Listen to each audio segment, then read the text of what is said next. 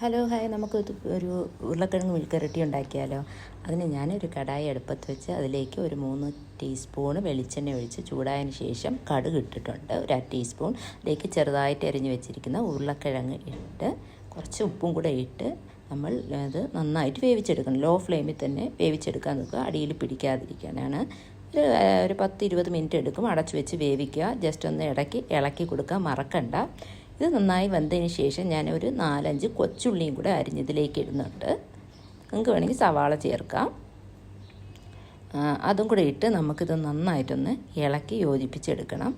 ഇത് നന്നായിട്ട് വെന്ത് വന്നതിന് ശേഷം ഞാൻ ഇതിലേക്ക് ചില്ലി ഫ്ലേക്സ് 1 ടീസ്പൂൺ ഇട്ട് കൊടുക്കുന്നുണ്ട്. 1 ടീസ്പൂണ് മുളക് പൊടി, എരിയുള്ള മുളക് പൊടി 1 ടീസ്പൂൺ, ഒരു ടീസ്പൂൺ കാശ്മീരി മുളക് പൊടി, 1/2 ടീസ്പൂൺ മഞ്ഞൾപ്പൊടി, ഇതെല്ലാം കൂടെ ഇട്ട് നന്നായിട്ട് ഇളക്കിയെടുക്കണം.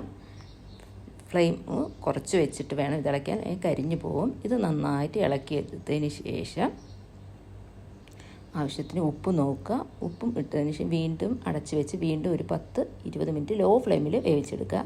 അപ്പോൾ നമ്മുടെ ഇവിടെ ഉരുളക്കിഴങ്ങ് മെഴുക്കുവരട്ടി റെഡി ആയിട്ടുണ്ട്. അപ്പോൾ എല്ലാവരും ഒന്ന് ട്രൈ ചെയ്ത് നോക്കൂ. Thank you.